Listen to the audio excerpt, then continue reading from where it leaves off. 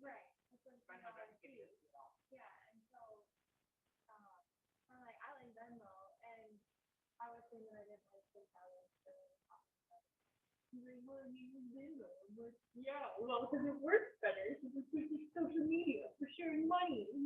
Yeah, that's not some of it. My issue with PayPal is that they've been hacked twice.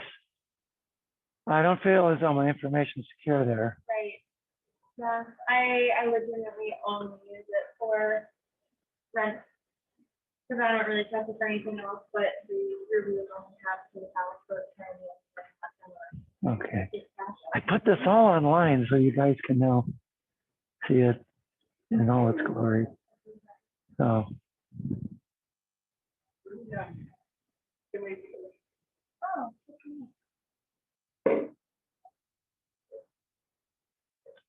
I don't remember. Cholesterol, dear, cholesterol. Cholesterol, and we got to all of the diseases that are problems with the Right. Okay. Monday feels like a month.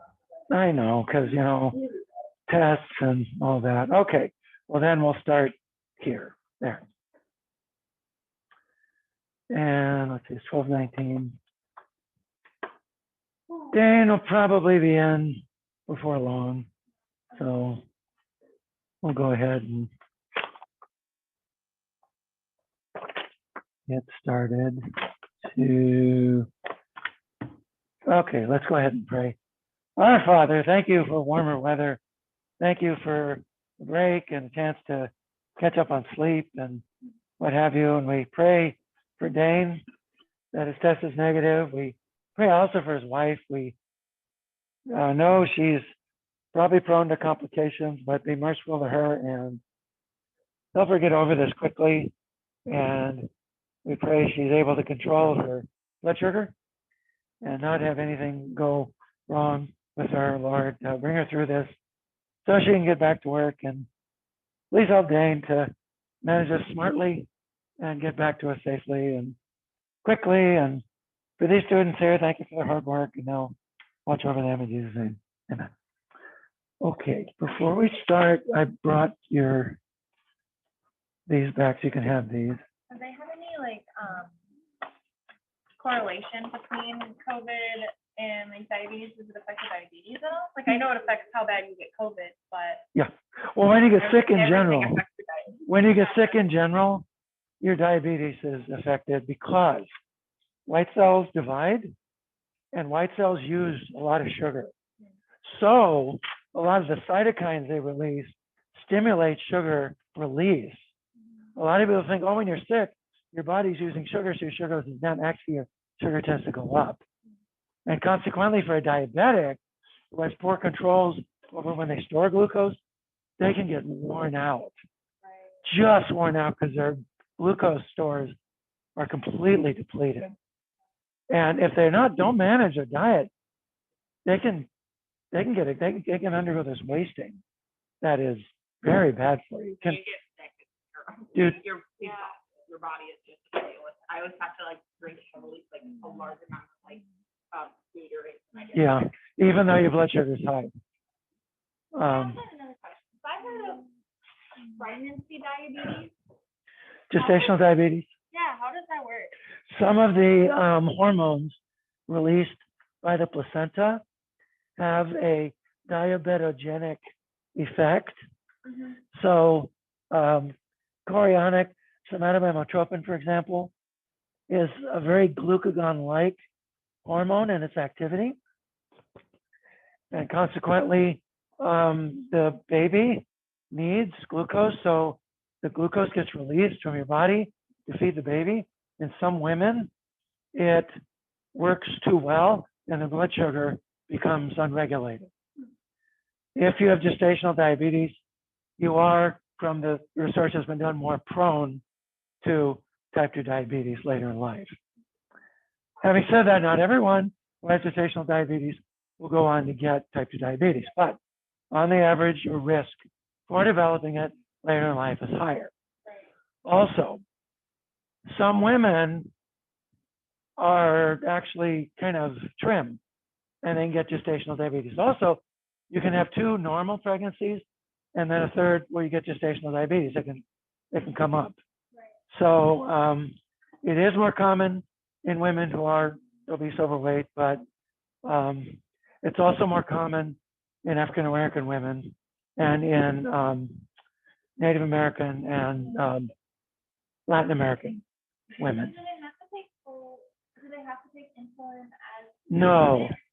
Insulin, you want to be careful with insulin when you're pregnant because it crosses the placental barrier.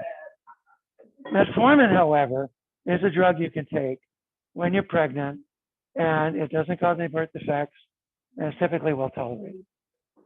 Most of the time. Can you control it with Diet? Yes. Most of the time, if you're healthy and young, the physician will usually suggest you do it with diet and lifestyle, unless it's really out of control. Now, if you're on metformin when you get pregnant, you stay on it. And if it's really out of control, then they'll usually put you on metformin. And they may keep you on it for a while afterwards. Because metformin also helps you lose weight, which is another reason why they may keep you on it as well. Type 1 diabetic pregnancies are like the worst. I had a friend who I went to. Hey, Dane. Who was pregnant. You in the car? You're Yeah. driving? Yeah. Okay, then well, I'll let you drive. I don't want to talk to you while you're driving. Okay. That's dangerous. So just listen in. We're gonna get started. Jenna asked a question about diabetes. That's why we're talking about diabetes. Okay. All right. My friend's the child, she's diabetic. The child was born 2000. See, diabetics typically have big babies because during the, She had 14 people diabetes. oh yeah, So now that when she was pregnant, it like complications from what to do. yeah. All right, so going back to before, the first step after you make lanosterol is a conversion of lanosterol into the 4,4-dimethylcholesterol 8-14-24-triene 3-beta-all. And that gives you 4 molecules of water, 3 oxidized NADPs, and a molecule of formate, and that's the C14 sterol demethylase, and this is the cytochrome P450 51A1, and here's a crystal structure of it. And again, this enzyme is the target of azole antifungals in fungi. So even though the structure of this enzyme is very well conserved, the amino acid sequence is only 20 to 30% conserved. And the reaction is stepwise. So the C14 methyl group is converted first into a methanol, then into a formaldehyde, and then into a formate, and the formate takes its electrons and leaves. That's your formate, essentially. So this is a 3-step reaction that is catalyzed by that enzyme, and here's your products. That's the first step in this reaction series. Then you have a reductase. The reductase is going to reduce this bond right here between C14 and C15. And that's a C14 sterol reductase. It's carried out by these 2 enzymes. It appears you need both of them, even though one, the lamin B receptor, is in the nuclear membrane. This enzyme's in the ER. If you wipe this out, you have cholesterol deficiencies, even though you still have this enzyme. So you seem to need this. Why this does double duty, nobody knows, but it clearly does. And that will reduce it, and you'll get the 4,4-dimethylcholesterol 824 diene, not triene, but diene 3-beta-all. This, Frank. So you go from George to Bill to Frank. All right, and mutations in the lamin B receptor gene They have a normal nucleus. They lack normal cholesterol synthesis. And in humans, this is Greenberg dysplasia. You get bone abnormalities, fatal before birth. The bones are moth-eaten. You have excessive swelling of the body caused by fluid accumulation. That's called hydrops, fetal hydrops. And Greenberg dysplasia, that's due to lack of that LBR gene. And here's the reaction here again. This is the double bond that goes bye-bye in that reaction. For Greenberg dysplasia, we can find out pretty early. Yes. Oh, yes. Yeah. Your ultrasound would show bones that are not properly developed. They're so-called moth-eaten. And then steps 3 and 4, and 5 and 6 are enzymatically coupled. So you have a sterol C4 methyl oxidase and a sterol C4 decarboxylase.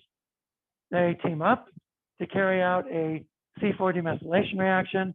They're going to essentially sequentially get rid of these two methyl groups. So they will hit this one here. And so you turn it into a carboxyl group. You decarboxylate, rinse, wash, repeat, go back, and then do it to this one. And you'll end up essentially with these not there. This gets converted then into the ketone. You then reduce that. So these two enzymes, the oxidase is the SC4-mol. That's your C4 methyl oxidase. Your decarboxylase is this NSDHL. And that's the 3-beta hydroxysterol dehydrogenase, C4 sterol decarboxylase, because that decarboxylates this and turns that into the ketone. And then the ketone, that's the reaction there. And NSDHL, if you don't have that, you suffer from so-called child syndrome, congenital hemidysplasia with ichthyosiform nevus and limb defect, CHILD syndrome, child syndrome. It's X-linked, it's rare, it's a male lethal malformation.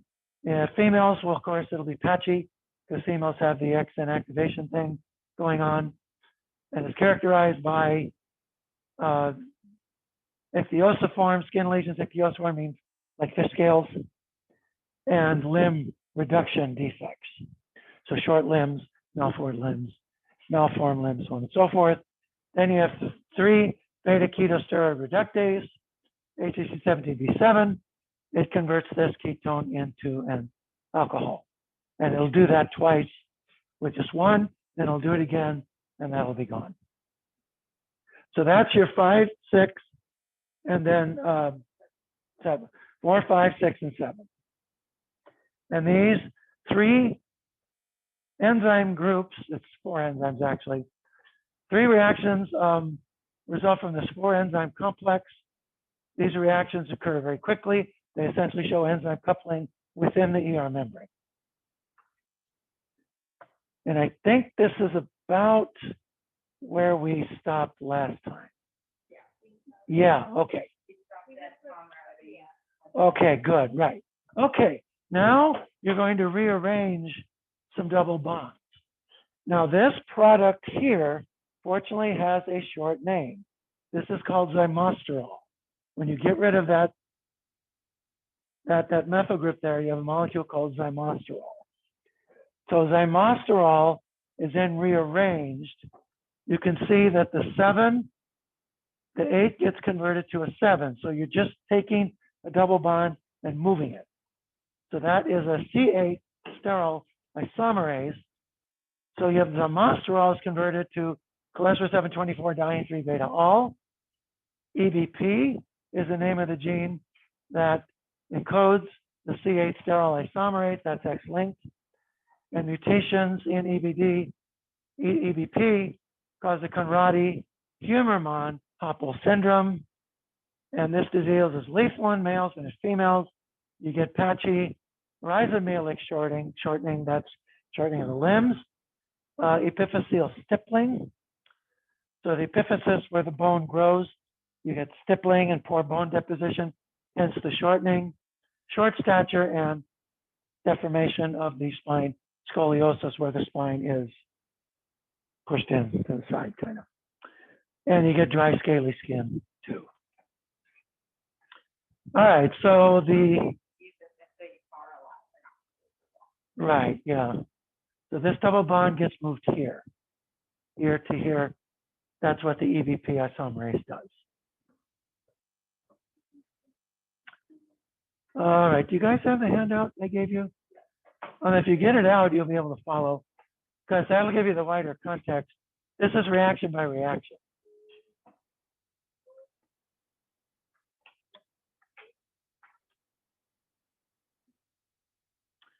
All right, so that is step 7. Step 7, the isomerized reaction.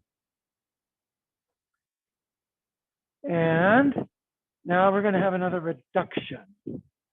Another reduction. So the reduction converts the 724 cholesterol, 724 diene 3 beta all to Lanosterol. Lanosterol. So this is a C24 sterol reductase. C24 sterol reductase. And that's going to work on this double bond here.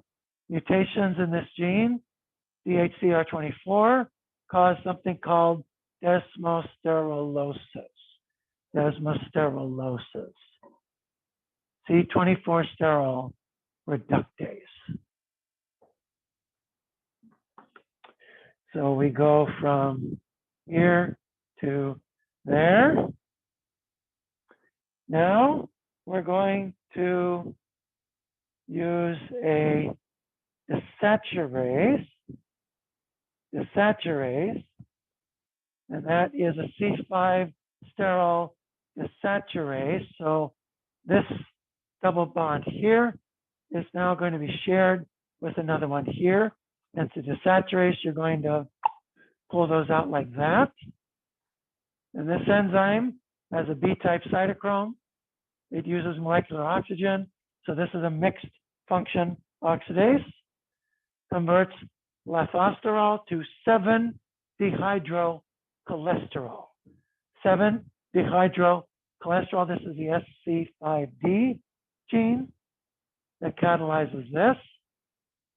This is significant because this is a molecule in your skin from which you make vitamin D. The 7-dehydrocholesterol. Now, if you have mutations that inactivate the SC5D, you get a buildup essentially in this precursor. And that buildup in that precursor causes lathosterolosis. Lathosterolosis, because you have too much of that lathosterol. And this rare genetic disease is characterized ptosis. Do you know what ptosis is? Drooping of the eyelid, lower eyelid. So drooping of the lower eyelid, congenital cataract, antiverted nares. You know what that is? The nares of the nostrils, they are antiverted. They're forward and inverted. They don't form. So these are formed because you have a nasal process that fuses. They don't fuse properly, and so the nares are turned out. Micronasia, that's a small jaw. Postaxial polydactyly, extra digits. Ambiguous genitalia, because the genitalia to form, you have to have fusion. And if fusion doesn't occur properly, you have ambiguous genitalia, both in males and females. Cutaneous toe syndactyly, fusion of digits. And cognitive impairment, because cholesterol is very important for sonic hedgehog signaling. And forebrain development requires sonic hedgehog. So does midbrain development too, for that matter. And the very last step is the C7 sterol reductase catalyzed reaction. Use NADPH. You're going to reduce this double bond here, that's C7, and now you make the final product, cholesterol. And that's DHCR7 is the name of the gene that encodes that enzyme. You go from 7-dehydrocholesterol to cholesterol. You put this particular slide on the blackboard, correct? Yeah, I did. Indeed, I did. Now, mutations in DHCR7 cause a very interesting genetic disease called the Smith-Lemli-Opitz syndrome, or SLO, SLO. Smith-Lemli-Opitz syndrome. This is an autosomal disorder. It affects about 1 in 20,000 live births. You have craniofacial problems.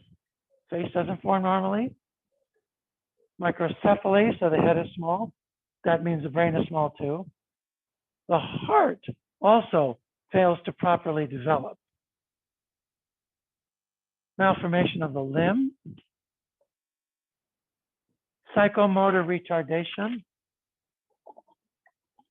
And this is mutations in the DHCR7, right? Yep.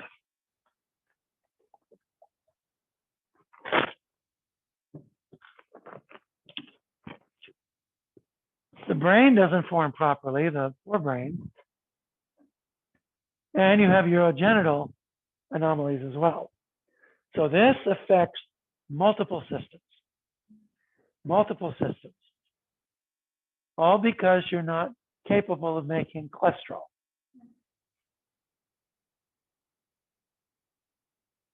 All right.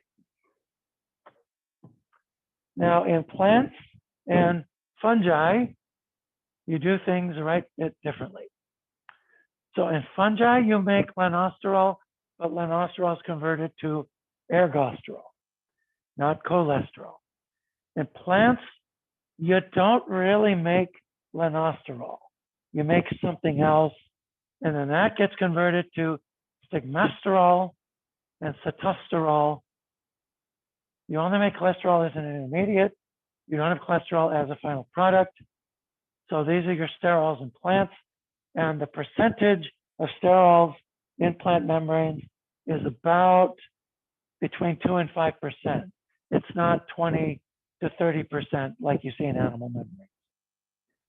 So plants are going to vary the fluidity of their membranes largely by varying the ratio of saturated to unsaturated fatty acids in the phospholipids. I saw that, Jenna.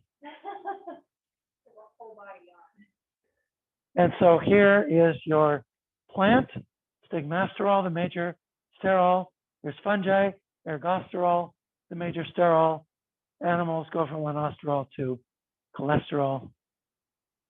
And let's look at What percent of sterols in the membrane? between 20 to 30%. They have quite a bit. And it varies from membrane to membrane. So if you look at the plasma membrane, it has a lot more cholesterol than, say, mitochondrial membrane. ER membranes will have more than, say, the Golgi apparatus membrane. And those will have more cholesterol than the nuclear membrane.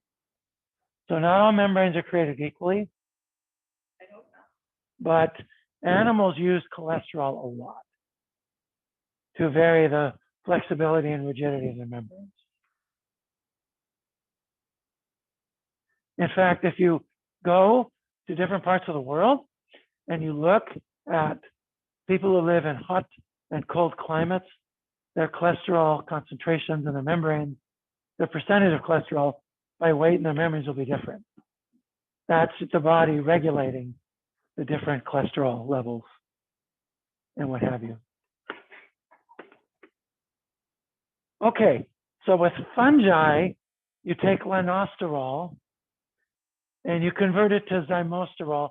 Those reactions are exactly the same as in mammals. I do have one question. Yeah, Is that when you have like a difference in your cholesterol in your membrane, is that something that can change if you like move to a better cold? yes, it can. Yes, it can. It's an adaptation. I just didn't know if it was like just because you were born there. Yeah, no.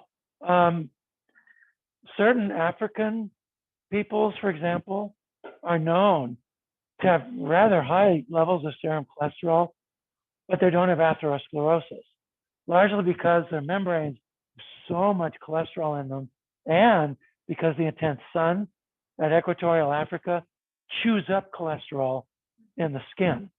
So they have to constantly make it. And also, like the Maasai are hunters. They eat meat still. They tend to eat a lot of meat.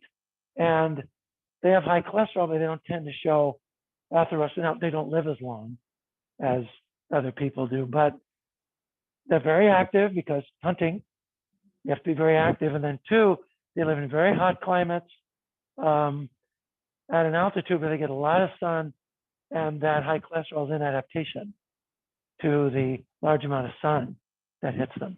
So if, let's say, one of those individuals was like the chicken, they would still have high cholesterol. Yeah, and they suffer atherosclerosis probably. Because when you track people descended from those peoples in the US, they now start having health trouble. One, because they're not as active. Two, because they're living in a different climate. It's both. He's from Burkina Faso, so that's south of Maasai are from Kenya.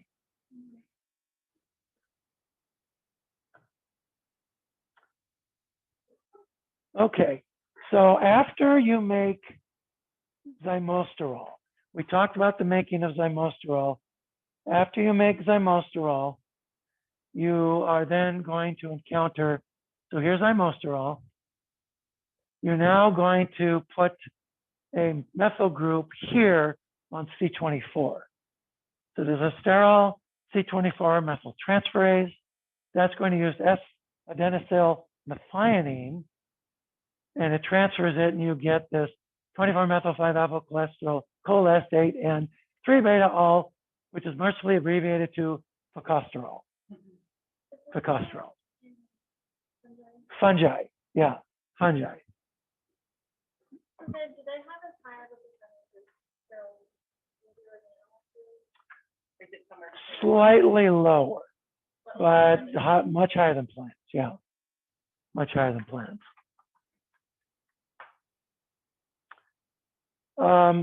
Some muscidae, some flies, their larvae, they'll lay eggs on mushrooms, and then the maggots will burrow through the mushrooms. The maggots prefer mushrooms to plants because they get a lot more sterol from the mushroom than they do from the plant. That's why some mushrooms, you have to pick them early, otherwise the maggots will get to them. So there's one species of mushroom, it's really good to eat, armillaria. Armillaria grows on trees, and it's extremely tasty, especially with turkey. Goes really well with turkey. Is it a shelf? No, no. Armillaria is extremely variable. It's easy to mistake it in the field because it's so variable, but it tends to infest trees. And armillaria, when the fruiting body comes out, you have to pick it early or the maggots will get it. Okay, so we go from zymosterol to fucosterol, and then we go to erg2, which is a C8 sterol isomerase. That's really similar in function to the mammalian enzyme, and it converts fucosterol. So this bond here is going to whip on over here to episterol. So zymosterol, fucosterol, episterol. We put the methyl group here. We then take this double bond, switch it down there. Then erg3 is a desaturase, which is like unto the mammalian enzyme. We're going to put another double bond here.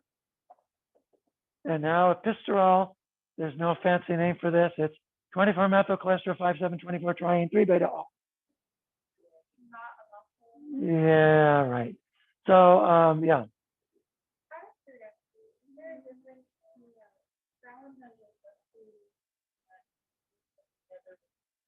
That's the way this is drawn here. But it's they're the same. They're the same. It's the way it's drawn. Making sure that it doesn't. Yeah, no, I got this off Uniprot, and the Uniprot, they draw their stuff funny sometimes. So, So it's sort of intentional difference. no, it's just Uniprot being a screwball. All right. Then ERG5 is a cytochrome P450, and this is a mixed function oxidase, uses molecular oxygen and NADPH, and it is going to take this product and it will convert it into this product here. So we're going to put a double bond here, and we make water out of that, and we convert the ergosta 5,7,24 triene 3 beta all into ergosta 5,7,22,24 tetraene 3 beta all, and this, and we get that. So we basically have the other double bond there, because depending on how you number it, it's 24 or 28. So the parentheses are put in there to appease the people who say, no, it's 28. I don't require you to put the 28 in All there. right. Yeah. And then ERG4 is then going to reduce this bond here. So now you have a methyl group. This is just ERG4 uses NADPH. You reduce the methylene to the methyl group, and now you make ergosterol. You can see ergosterol has some structural differences from cholesterol. So that is your sterol for fungi. And your antifungals, most of them are going to attack fungi at the level of either ergosterol synthesis or structurally of ergosterol in general. So the azoles, ketocon, azole, flucon, azole. Are you familiar with a product called diflucan? Ever heard of it? There are commercials for it sometimes for yeast infections. Diflucan. They have those tasteless commercials in the gym. Some lady talking about a yeast infection. It's just really tasteless. Anyway, that's fluconazole. Diflucan is fluconazole. It's a one dose treatment for a yeast infection. Yeah, diflucan. That's fluconazole. No, fluticasone. Fluticasone is a nasal spray that's different. That is a steroid though. Posicon, azole, voricon, azole, isovulcon, azole, itracon, azole. Notice the azole, conazole, conazole, conazole. Yeah, yeah. These target the C14 demethylation stage. These target the conversion of lanosterol into its demethylated product, because that enzyme is different. And so these essentially are your azoles.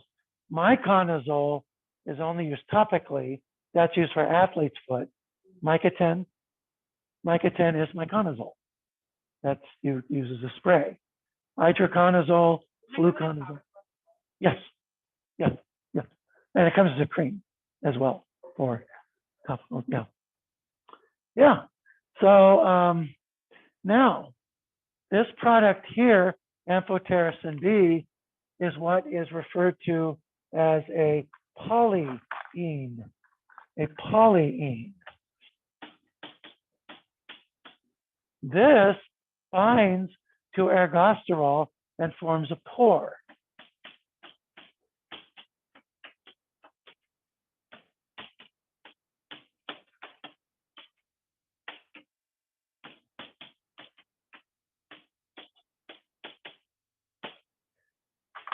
Now the cell leaks metabolites and water and other sorts of things, and the cell dies. Amphotericin B is for severe fungal infections, typically infections in the brain. It's given in cases like that intracisternally or intravenously. This is a very toxic drug because it can also bind to cholesterol, albeit its affinity for ergosterol is higher, significantly higher than cholesterol. But this is a toxic drug. It's very hard on your kidneys, and it's not uncommon to get infusion reactions. When you get it, the patient will usually feel incredibly chilled when it goes in. That's an infusion reaction. And in my nurses, I tell them, always have a blanket ready. Because they'll feel chilled, just throw the blanket on them. So the cell leaks what? When it becomes- Leaks water, metabolites, small molecules, and the cell gets the deep six.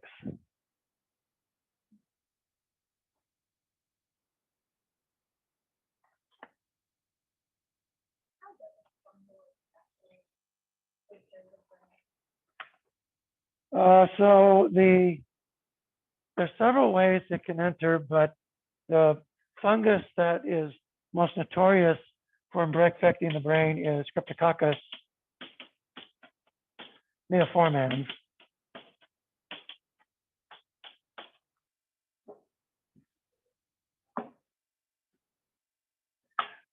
This is a fungus that's found in soil, but it is typically found in pigeon dung.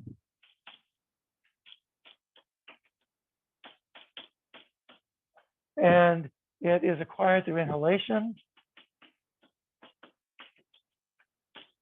So it seeds either the lungs or it seeds the nasal cavity. In the lungs, it has a predilection for the brain because it has a phenolic oxidase system that is very effective against neurotransmitters like dopamine. In fact, to identify this organism, you grow it on this caffeic acid media, and it turns it black. That's how you know you have Cryptococcus neoformans. So from the lungs, it gets to the brain by hematogenous spread. It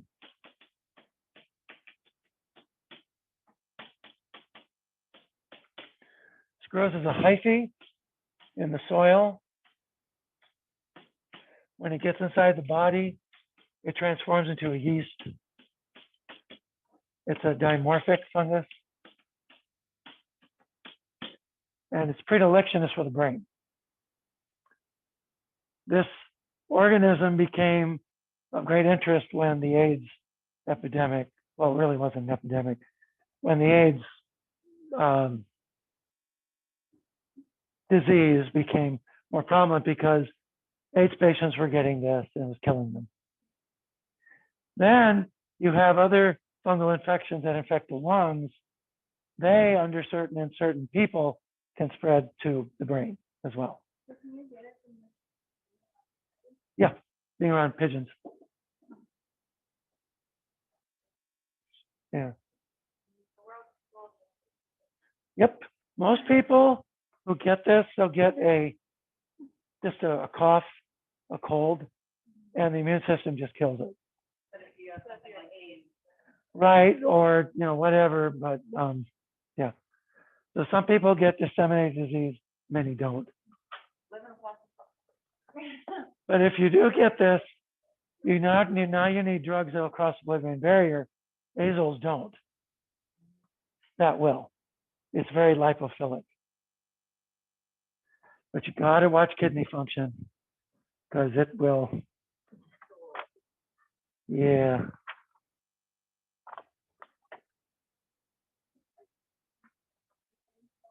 Yeah, when people like acne for drinking Diet Coke, you don't know how many things might happen to you. So just let Oh, it yeah. dry. Yeah. No. Okay, now plants don't make Lanosterol. Instead, they convert their squalane into this stuff called cycloartenol. Cycloartenol. Yeah. And the cycloartenol synthase, very interestingly, if you put point mutations at the active site, you'll actually convert it into lanosterol. It's just a few amino acid changes and you get cycloartenol instead of lanosterol. Isn't that interesting? Now from cycloartenol, you then have a branch point, as you can see. And the cycloartenol synthase is structurally and functionally quite similar to the human oxidosqualene lanosterol and also the bacterial squalene hoping cyclases. And the branch point, as you can see, is the SM1, SMT1, SSR2. SMT1 stands for sterol methyltransferase 1. Sterol methyltransferase 1. You can see you're adding methyl group here. This other enzyme, SSR2, that is sterol side chain reductase. Sterol side chain reductase 2. Would you write what SST1 and SSR2 mean?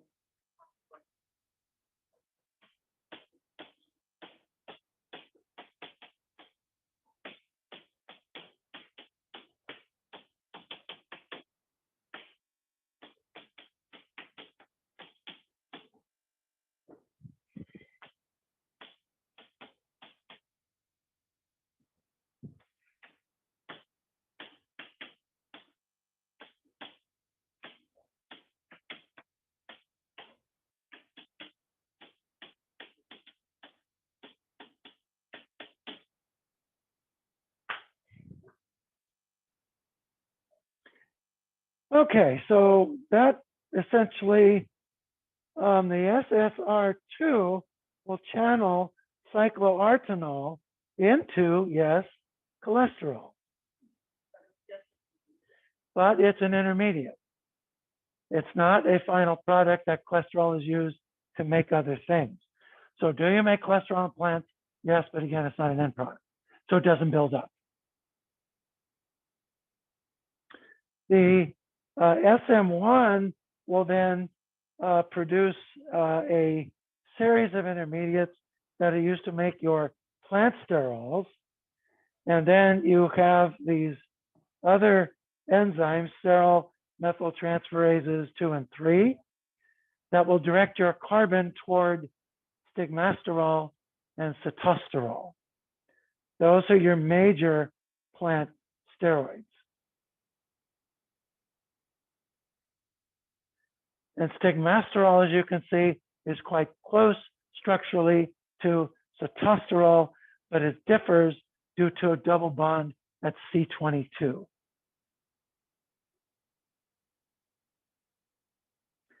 And that is produced by a sterol C22 desaturase, which is a cytochrome P450. What are Brassionosteroids are they're steroids that are found in mustards, and they're steroids that are used to produce plant hormones.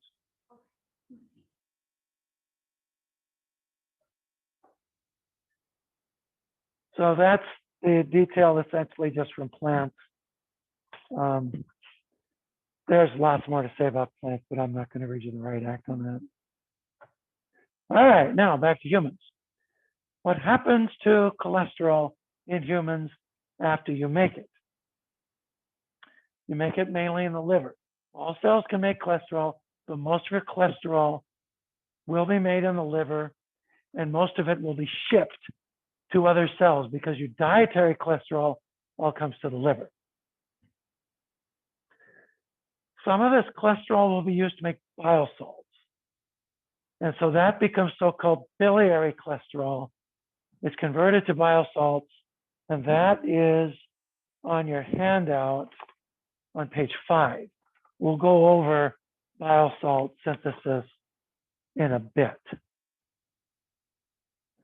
Another fraction, however, will be incorporated into the plasma membranes of hepatocytes. Cholesterol that is meant to be shipped will be converted into cholesterol esters because you can't assemble cholesterol into lipoprotein particles unless you convert them into cholesterol esters. And so the enzyme that converts cholesterol into cholesterol esters is called ACAT, acyl coenzyme A cholesterol acyl transferase. And this will add an acyl group to the alcohol group on the cholesterol. That's going to increase the hydrophobicity of your cholesterol and now allows it to be loaded into a lipoprotein particle. So here is this reaction, fatty acyl coenzyme A, which comes straight off the biosynthetic machinery. You have a coenzyme A leaving group, very good leaving group. You have a thioester bond. You don't therefore need to add any ATP. That's your energy for this. You add the acyl group there, and there's your cholesterol ester. This acyl group is usually palmitate. It can be just about any fatty acid you can think of, frankly. It's almost always a non-elongated fatty acid. So it's usually a C16. Usually unsaturated, but not always. Then you're going to load that into a lipoprotein particle that you will use to ship cholesterol and triglycerols to the other organs in the body through the bloodstream. Cholesterol is very insoluble. You don't want to just kick it into the bloodstream. You need to put it in a taxi to take it to other organs of the body. That's what a lipoprotein particle is. It's a taxi for the fats and cholesterol.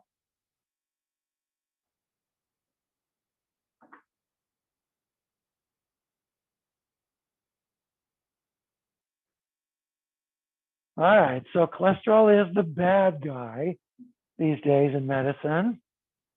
But the fact of the matter is that all growing animal tissues, all animal tissues being repaired as well, require cholesterol. They require cholesterol for membrane synthesis. And then some organs, like the adrenal glands, like the gonads, also the brain, require cholesterol as a precursor for steroid hormone synthesis. So your glucocorticoids, your mineralocorticoids, your testosterones, your estrogens, your androgens, all of those, progesterones, all of those are made from cholesterol.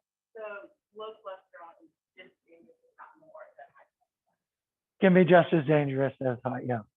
Yeah, except low cholesterol will affect you faster than high cholesterol. Somewhere there, Yeah, it is. With Western diets, yeah. I mean, in other areas of the world,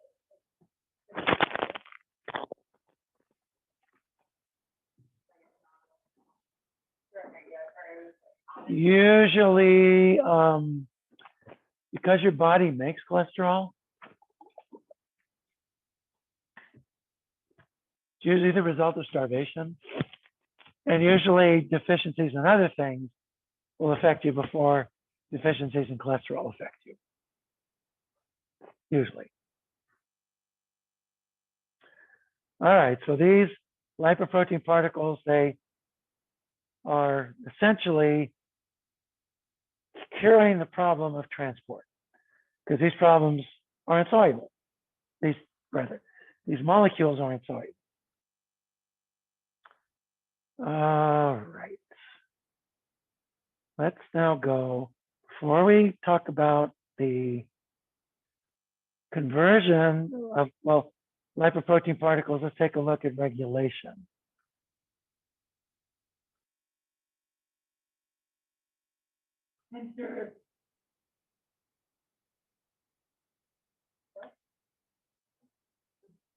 Yeah.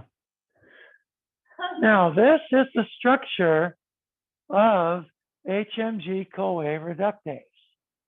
This is a protein that is found in the ER membrane. So the catalytic domain sits above the membrane. Then you have this long cytosolic tail. And this long cytosolic tail passes through the membrane 1, 2, 3, 4, 5, 6, 7, 8 times. This is an important regulatory component of this protein. Now this catalyzes the rate limiting step in cholesterol biosynthesis, the conversion of HMG-CoA to mevalonate. You reduce it with 2 NADPH and you produce mevalonate. So this pup here that gets converted to the alcohol, you have a coenzyme A that leaves, and that gives you mevalonate. When you make mevalonate, remember, you're committed to cholesterol biosynthesis. Let's take a look at this membrane bit in a bit more detail. So this membrane piece, again, this is the structure of the hamster enzyme. The hamster enzyme is clearly related to the human enzyme. Their sequences are very, very similar, and their structure essentially is indistinguishable, pert near. So in the A panel there, we see the 2 distinct domains, the hydrophobic amino terminus, I said carboxy terminus, sorry, my bad. That's the hydrophobic amino terminus. And then the hydrophobic amino terminus has 8 membrane spanning segments. They anchor the protein to the ER. And then a hydrophilic C terminus that projects into the cytosol, and it exhibits all of the enzyme's catalytic activity. Now look at the B panel down here. Yep, and those are important. So we have lysine residues, and these lysine residues, so there's one, and there's one. Those are targets for a regulatory protein called NSIGs. NSIGs. And they target those lysines. If you mutagenize those lysines, the protein is no longer responsive to NSIGs.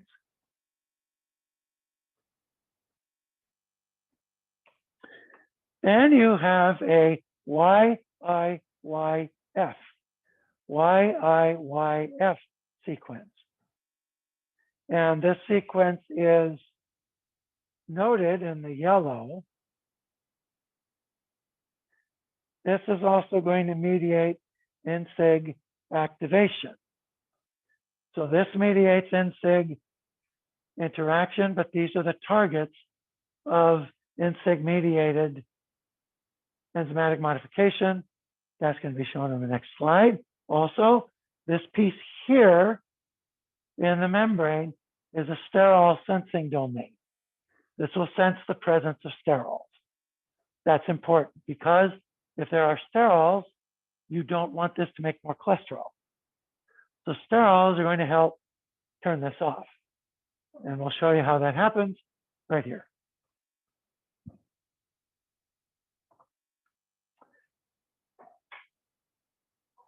Here, we'll go back to that other one.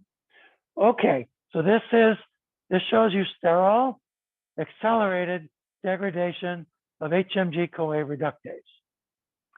So if you have the accumulation in the membrane of cholesterol or perhaps lanosterol or perhaps 24-25 dihydro lanosterol, something like that, in the ER membrane, these can bind the sterol sensing sequence, and they can then stimulate the binding of the NSIGs. There's 2 NSIGs. They're called NSIG-1 and NSIG-2. Very creative names, of course, which means that a biochemist named them. The NSIGs will act as an adapter between the sterol sensing region and this machinery here. What is this machinery here? This is ubiquitination machinery. Ubiquitination machinery.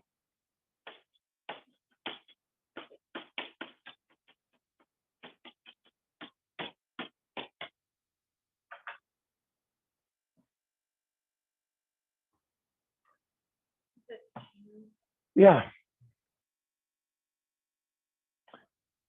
All right, so these NSIGs are associated with a membrane-anchored ubiquitin ligase, which is the GP78 that you see there. It looks a little bit like a bowling pin. It's kind of upside down with the small bit stuck in the membrane.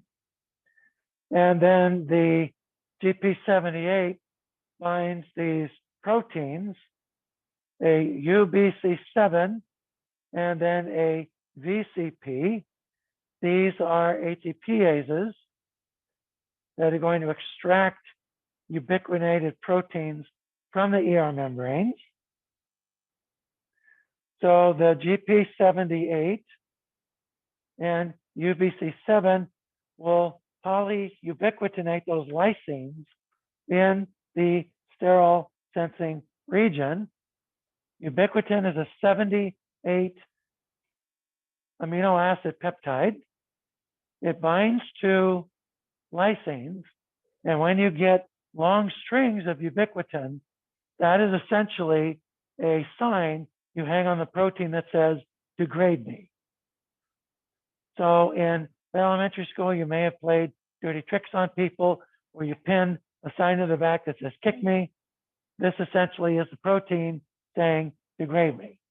So this is a kick me essentially to the protein. It's this long polymer of ubiquitin.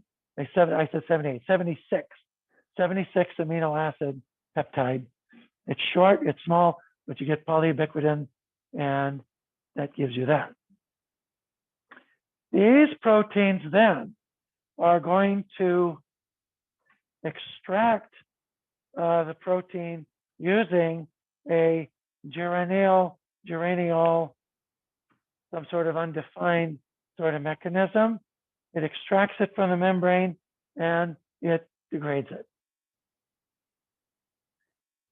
So when you have sterols, essentially, those sterols go to the membrane, they go to the cell, they go to the ER, they associate with the sterol sensing region.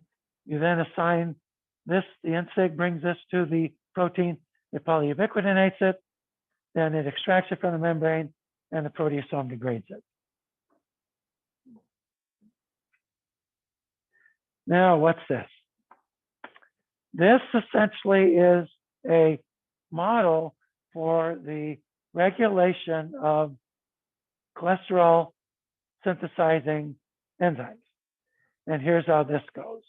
So there is a protein in the ER that has these two heads to it, and then it dips through the membrane like this with these two transmembrane domains, and this is called the SREBP, the SREBP or SREBP. SRE stands for sterol response element binding protein. The sterol response element binding protein. And this piece over here is the piece that activates gene expression. This piece over here is a regulatory piece. And these are handcuffed together by this polypeptide chain.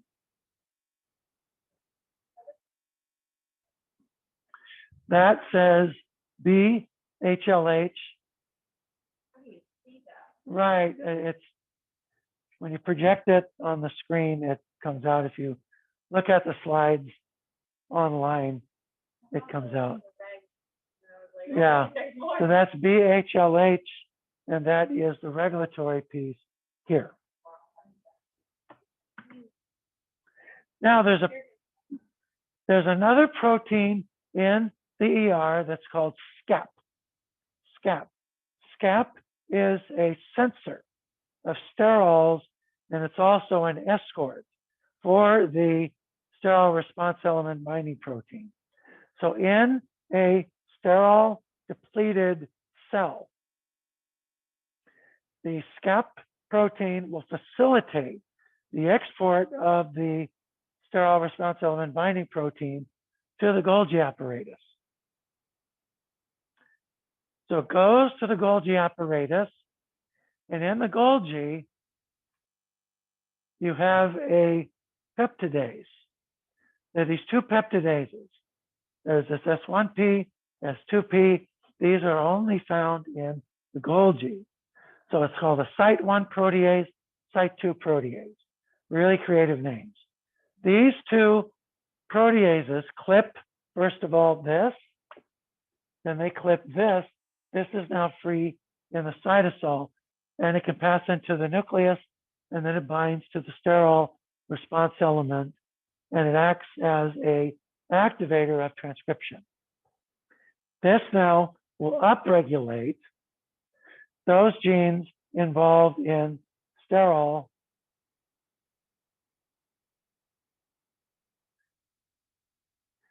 target genes and things like that.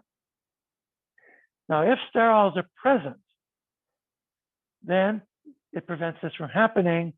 This then stays in the membrane, and eventually the NSIG binds to it, and it's degraded. But as sterols are not present, this then goes to the Golgi, then it goes to the nucleus, where it activates the transcription of proteins necessary for sterol metabolism, and so on and so forth.